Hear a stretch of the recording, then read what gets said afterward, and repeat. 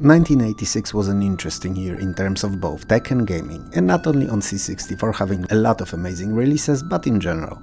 IBM, for instance, announced its first laptop weighing at measly 12 pounds, which is around 5.5 kilos. And while it may seem massive today, it was 18 pounds, so more or less 8.5 kilos, lighter than the earlier portable PC. So yeah, back then portable and laptop were very straightforward descriptions. Older one could be transported, and the newer one could be placed on a lap, even if it was cutting all the blood going to your legs out.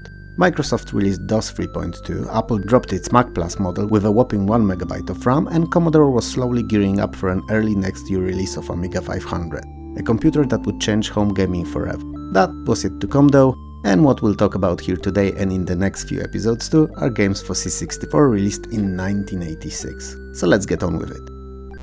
Ace of Aces is a combat flight simulation set in the World War II. You fly in a Royal Air Force Mosquito long-range fighter bomber equipped with rockets, bombs and cannon. And among the missions you're partaking there will be dogfights with German fighters and bombers, you'll be sent to destroy V-1 flying bombs, you'll attack U-boats and trains. It will be a blast. Bad pun intended. The game features 5 different viewpoints, cockpit, both left and right wings, navigational map and bomb bay. All missions start mid-air, so takeoff and landing are omitted entirely. Which may annoy some of the hardcore simulation fans, but shouldn't be an issue for most. Interesting idea prolonging the playability of Ace of Aces was the ability to combine 2 or more missions into a singular one, making it more difficult but also more fun. Now, those of you who have been following this channel for a little while know that I'm all but a hardcore simulations fan, and I usually judge them based on if I had fun playing and not how much realism was squeezed inside. And I'm happy to say that Ace of Aces was quite fun. Aliens is an arcade computer game with some other genres mixed in varying amounts between different levels. Now, there are 2 games going by the name of Aliens the computer game. This one's American, and there's a separate entirely different game that released in Europe. This came to Europe a few years later where it was marketed as Aliens US version. The plot is shown by comic book-like storyboards, and each of the 6 levels is a bit different gameplay-wise. In first, you need to land your ship safely on the planet. In second, as you're discovered by the aliens, you have to get back to the landing vehicle, fighting your way through a labyrinth of corridors. In third level, you're fighting off attacking hordes of aliens via movie-called classic flamethrower. In fourth, you're looking to find the way through command center to the second landing ship.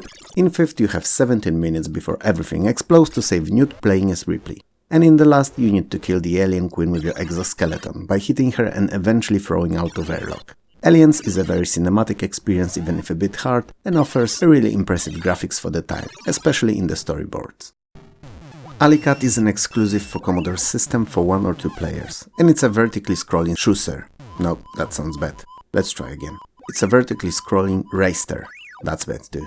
Oh well, apparently it can be combined into a single word. So it's a vertically scrolling racer/shooter.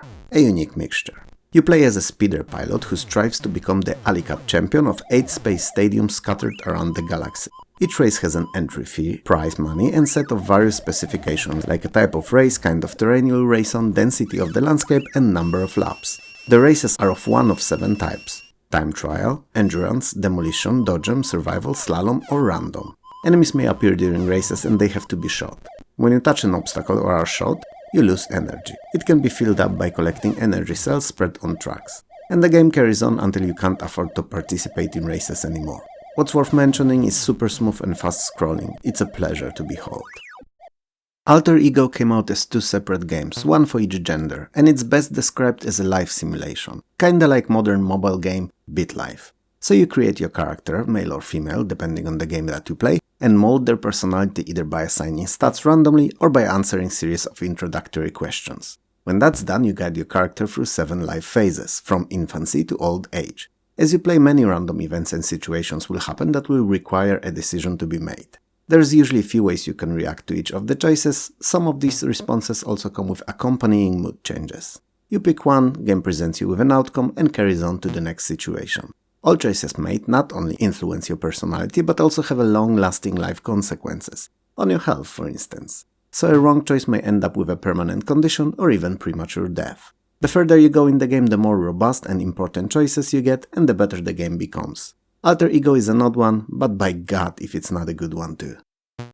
Alternate Reality The City is the first part of a role-playing fantasy series by Datasoft. It was originally supposed to be a very ambitious multi-part series that sadly only ever ended up with 2 games. The game starts with a spaceship hovering over a metropolitan city and beaming people on board. Your character, so our protagonist, included. And while it may suggest a sci-fi theme, the game is actually a fantasy role-playing played from a 3D perspective. All the combat encounters are turn-based, but many of them can be resolved out of combat by either trick, charm or bribery. The story is non-linear, allowing a lot of freedom to either explore or even grind skills, which can be done by taking jobs, for instance. Apart from standard at the time stats, skills, experience points and so on, the alternate reality featured quite complex moral system underneath the surface, meaning all your actions are taken note of, evaluated, and depending on the outcome you could be considered either good or evil. And that in turn changes how world reacts to you. Even if alternate reality never saw its full potential realized, only ever released into games, they're both full-featured experiences that are worth trying out just to see what could have been, if for no other reason. Avenger is the sequel to The Way of the Tiger, and that's probably why in some regions it's called The Way of the Tiger too. It's a top-down fantasy arcade game that, while having a story, is for all intents and purposes just an enhanced clone of the Gauntlet. Yemon, the Grandmaster of the Flame, a villain of the game, killed your foster father Naijish and stole the scrolls of Ketsuin. You start the game outside of Quenchheart Keep and must explore the area and buildings around it to find enough keys to penetrate it and kill each of the 3 guards. Your shots, the shuriken, are limited, and when they run out you have to be reliant on your bare hands. Unless you find more shuriken, that is. And that's probably the biggest change from the Gauntlet, that you don't have unlimited projectiles. Well, that and much lower enemy count and time limit, which is not present in the Avenger. If that sounds interesting, give it a go. Bard's Tale 2: The Destiny Knight, while being a follow-up to the earlier game, is considerably expanded in content and much bigger in scope. It's a true sequel. While the gameplay stayed largely the same, second game allows for free exploration of wilderness. It adds 6 big cities and a whole plethora of dungeons that became the staple of the series from then onwards. There are also 2 new buildings in the form of casinos and banks, and a new magic user class of Archmage. The game takes place in the realm that saw 700 years of peace thanks to an artifact called the Destiny Wand, forged by the legendary Archmage Turin. But recently it's been stolen and broken, so you'll have to find all 7 pieces of it, defeat the evil Archmage who's responsible for its disappearance, and then reforge it whole. Interestingly enough, at the game start, apart from creating a whole new party, you can import your characters from other EA games, so from first Bard's Tale, Ultima 3 Exodus and Wizardry. 6 cities and 25 dungeons is a lot of content to cover, and Bard's Tale 2 does it well. So if you're into classic CRPGs, the Destiny Knight is definitely something you should try. The big deal is precisely what the title says, all because it's a very unusual title, for the time that is. And if I'm to be honest, I've never played it and I just learned about it and I'm stunned because it reminds me of a modern multiplayer game Overcooked but in single player only. Or maybe Cook Serve Delicious. One of the two. Anyway, there was no games like that in the 80s and the big deal was the first. I think. I hope. And if not, feel free to correct me below. Now, I've been talking for a while and really said nothing about it, but it's cause I wanted a bit more gameplay for it to be shown before I get to the heart of the thing. In the big deal you play as a kitchen robot. Not one that's used to blend things and such, but actually a robot that happens to be employed in the kitchen of a fast food joint. And your name is Floyd. Your task is theoretically pretty simple. Upon receiving orders you have to prepare them and send them away. The thing is, you don't control Floyd directly, but issue him orders via series of menu systems. Each meal preparation consists of series of steps that need to be taken in the right order. For instance, getting ingredients, washing them, cutting, frying, setting up the plates, etc. Sometimes you'll need to add spices or ketchup and mayo. And the aim of the game is to serve as many customers as possible as efficiently as you can. Up to 3 meals can be pre-programmed so that you won't have to prepare them step by step, and you better choose well and have those set to the most often ordered items. The idea behind the game is incredibly unique and I'm honestly keen on giving it a proper go as it sounds hella fun, especially that both graphics and sounds are top notch.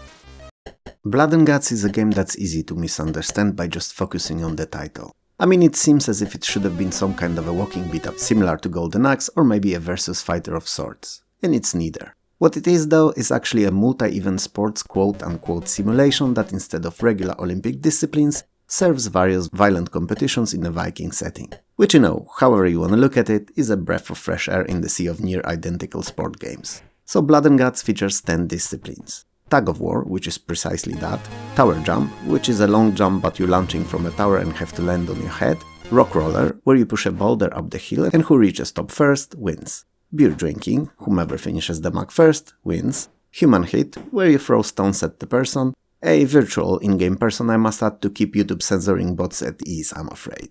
Pole fight, which pits you against opponent fighting with sticks over a chasm. Cat throwing, a reason why this game would have never came out today, but for all intents and purposes, that's your regular hammer throw. Mountain walk, which is a crossing between two mountains walking on a rope. Axe throwing, where players take turns throwing axes at each other. And last but not least, arm wreck, which is joystick distraction inducing arm wrestling. The only downside to Blood and Guts really, other than the unfortunate title that is the fact that only up to 2 players can compete against each other. But on the plus side, the winner gets to witness loser's decapitation, so that's that.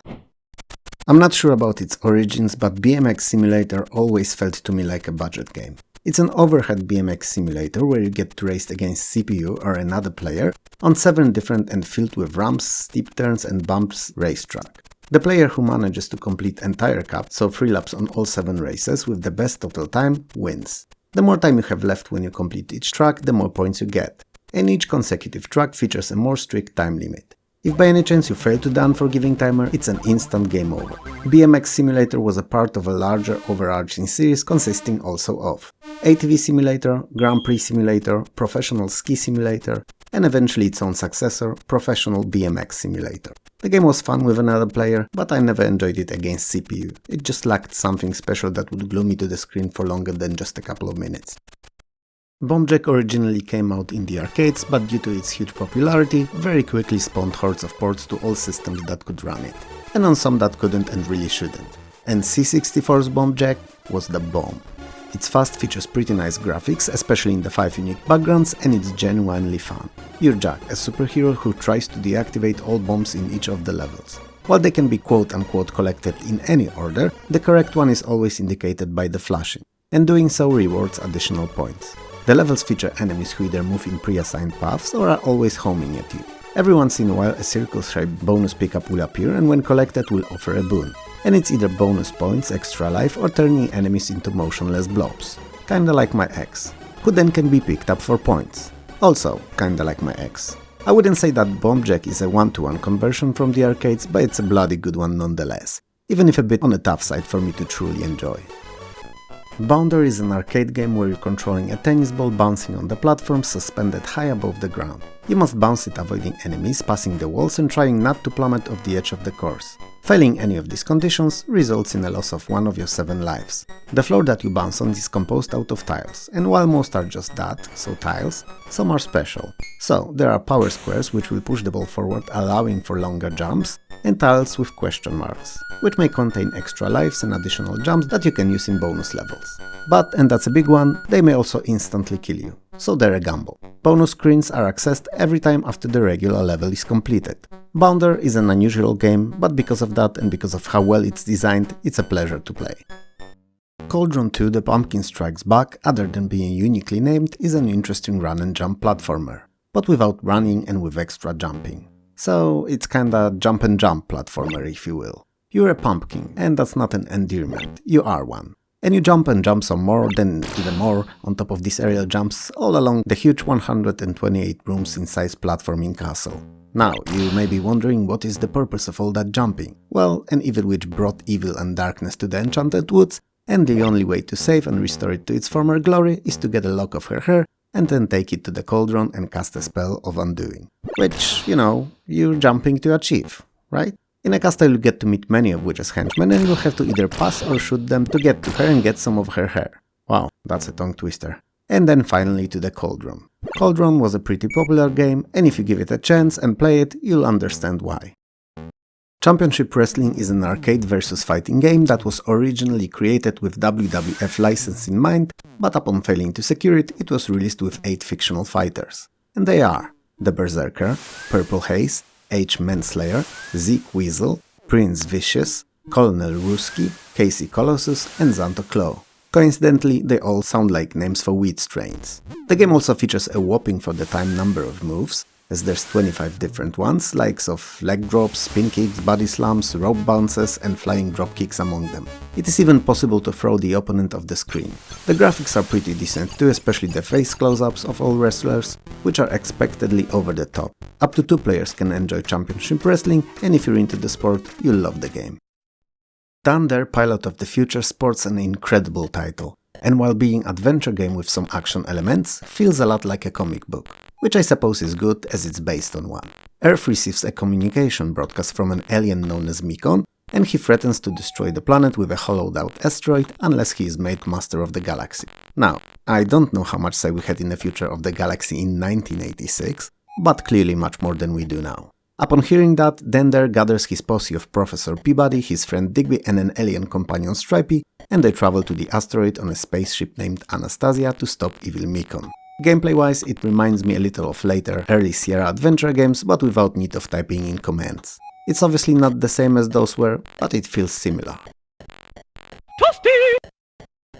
Deactivators is a puzzle game with some arcade elements. You're in control of bomb disposal robots known as Deactivators, and you must use them to, well, you guessed right, deactivate bombs planted in 5 research complexes. Each building is a level that requires completion before you can move to the next. To dispose of the bomb, you must have your Deactivators throw them to adjacent rooms until eventually they can be thrown out through the exit. If they fail and the bomb explodes in any room, everything inside it is destroyed and prevents you from completing a level. Security droids hang around some rooms and they serve as an obstacle that wants to destroy your Deactivators. They are best disposed of by luring them into a hole.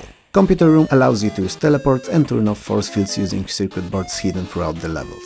Deactivators is not an easy game, so if anything, I'd suggest trying to map out the rooms for easier gameplay. It may cause you to fail quite a few times, but after you've done it, the game will be easier. The Detective is a detective/mystery adventure game that's surprisingly fun. I mean, there's not much action in it, but it feels as if you were constantly involved in something. And given that it's timed, adds to this feeling an urgency. You're placed in shoes of a Scotland Yard detective who arrives at the McFangus estate in London. That happens to be neighboring the McCrabs estate and Sir Stinky Pants mansion too. Oh my god, naming in games is so crazy. Oh, and obviously the latter two are not really in the game. Anyway, Angus McFangus has been murdered and you're tasked with collecting enough evidence to find and reveal the murderer. The house is filled with clues and other useful items that can be all examined, manipulated and even used. You can only carry up to 6 at the time and can question people around the mansion too, interrogating them, asking about objects and other characters. Every once in a while another murder may take place involving one of the in-house characters, so keep that in mind and more importantly, remember that the clock keeps ticking. Saying that Druid is a Gauntlet clone is technically not wrong, because it is, but it's also a little disservice to the game as it's enhanced as compared to arcade original. So it's a top-down, always scrolling fantasy shooter where you lead a titular druid through 8 mazes trying to destroy 4 magic skulls hidden within them. As you go about it, you're obviously ambushed by hordes of enemies which you can dispose of with spells of water, fire or electricity. All of these have limited ammo however. But you're not helpless, you also have 3 other spells at your disposal. Invisibility, which works exactly how you think it does. Summon Golem, which too works like you think it does, with a caveat that if there's someone with you, they can grab a second joystick and control the golem to help you. And finally, a spell that destroys all enemies on screen. You can also pick up and carry keys with you that can be used to open locked doors. Duh. From time to time you'll stumble upon a shop in which you can purchase either more keys or charges for your weapons. I believe I called it ammo earlier on, right? Oh, whatever. Keep in mind though that you can only make 1 purchase per shop, so it's wise to buy what you need the most. Pentagrams on the ground that are found here and there will restore your health, so get to those whenever you get a chance. If you like Gauntlet, chances are you'll enjoy Druid as well. Empire, aka Star Empire, is a space combat and trading game that places you in shoes, or no, actually not in shoes, in a command chair of a pilot in the early days of space colonization. Your ultimate goal is to build a great galactic empire protected by a huge frontier shield network. But before you're anywhere even remotely close to that, you'll explore 64 star systems, take missions in star bases, upgrade your ship and pick up supplies. Space is not empty and safe however, and you'll be constantly attacked by enemy alien ships which have to be disposed of. As you progress in the game you'll achieve a lot. You'll create a vaccine that will combat plague which destroys the systems it infects, you'll get bigger and better ships and even purchase your own star bases, effectively starting your own empire, just to slowly with time expand it all over the universe. While Empire's graphics are rather simple, the gameplay is really addicting once you get into it. So if anything I just said sounds interesting to you, give it a try. And must explore Cursed Kingdom of Torod to find and recover 4 lost charms of eternal youth. Only in exchange for this, the evil queen will relinquish her grasp on your kingdom and lift the curse. You start the game with no weapons, but soon enough you find an enchanted crystal that grants you a power to zap enemies at distance. The game is huge and consists of 500 screens filled to the brim with Evil Queen's forces that need to be destroyed. But as you do so looking for the charms, you'll come across inhabitants of the land in their homes, and you can trade with them for spells, information and items. Which is important because while many things can be picked up lying around in random spots, there are those that can only be traded for. The game also allows for stealing of items, which is quite tricky, and if you fail, you may face the charges, and if unsuccessful defending yourself in a minigame, you'll be found guilty and executed, lowering your life count by 1. I don't know why, but when I look at Firelord, I feel no melancholy at all. Perhaps I haven't played it long enough to develop enough memories of it, or it was just not something I liked. We'll never know. This concludes first episode of 10 Years of C64 Gaming for 1986, and you can expect the next one to be out very soon. So make sure to subscribe not to miss it. If you like the video, you know what to do. If you have any comments good or bad, hit me up below. If you feel like helping me make the channel better, I'd appreciate Patreon sub or YouTube membership. But if you don't want or can't do those, likes and subscribes are great too. Most of all, however, I would like to take a second here and thank all the YouTube Let's Play and Playthrough creators, from whose videos short bits were taken for this one as a video background to my commentary. You'll find all their names linking to their channels in the description below. They're amazing, and thanks to their efforts, retro community can prevail for years longer and in better form than it could have otherwise. So thank you. For me though, this is all, so have a good one, and I'll see you next time. Peace.